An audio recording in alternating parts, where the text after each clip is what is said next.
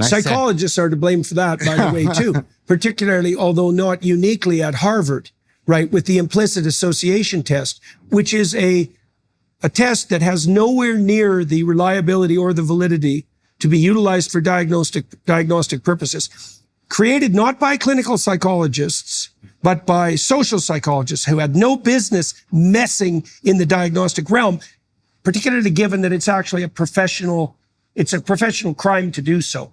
The implicit association test, which is an interesting test conceptually speaking, doesn't produce results that are stable enough within the same person or that predict any behavior enough to be classified as of diagnostic utility. Nonetheless, the creators of the tests, although a couple of them have backed off in recent years, have benefited substantially, let's say, on the professional front in consequence of the misuse of these tests as diagnostic indicators by proxy, right? There's such a thing as implicit racial bias. It's like, maybe there's such a thing as novelty aversion, right? Because most people are more familiar with people of their own race than people of a different race. Surprise, surprise. Or what else? What are the other? Well, there's a certain degree of in-group preference that characterizes human beings, right? Because we care more for our parents and our children than we do for someone else's parents or children, even though they might be friends. There's all sorts of things that might account for our in-group preference, right? And not all of those are reprehensible. Implicit bias. And then, well, it's worse pertaining to these bloody professional organizations. So here's the theory. This is a truly stupid psychological theory. So let's say that you have implicit bias. Okay, so it operates very early on in the cognitive processing chain. Okay, you've learned implicit bias because you've picked it up implicitly as a consequence to all the exposure of the racist society that you find yourself in. Hundreds of micro examples of racial bias. It's locked into your nervous system implicitly. Okay, so how do we treat that? We have you take an explicit course of instruction once, and we presume that the implicit bias, which was only established as a consequence of indefinite practice, has now been modified, even though there is zero evidence for that, and actually a fair bit of evidence for the contrary. If you start highlighting racial disparity, etc., and torturing people because of their implicit bias, real or imagined, there is decent evidence that actually enhances racial tension. So, yeah.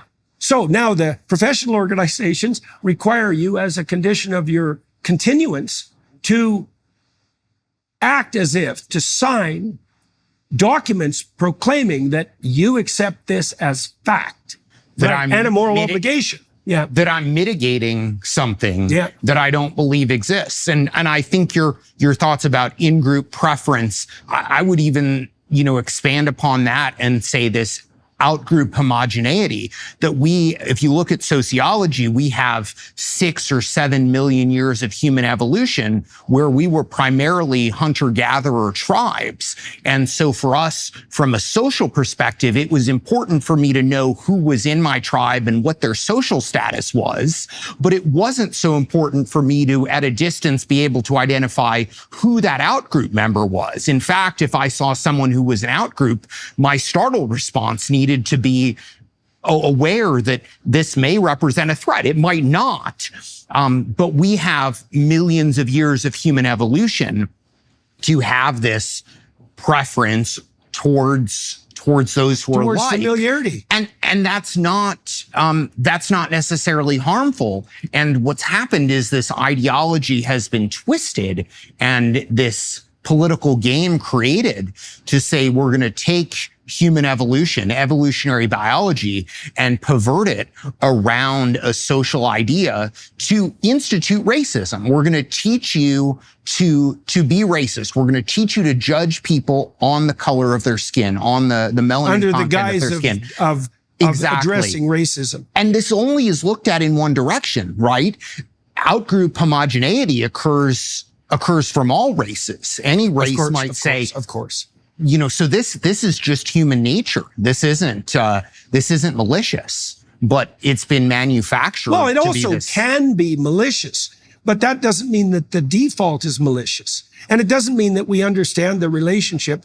Like, I believe that people have to work to overcome their familiarity bias. That's why we have objective tests, is to work to overcome our familiarity bias. Seriously. That's kind of the meaning of objective tests. So it's pretty damn hilarious that exactly the proponents of the implicit bias hypothesis are also the ones that reject objective tests. It's like, geez, guys, is there no camel so big that you can't swallow it? And the answer to that is clearly no. Clearly no.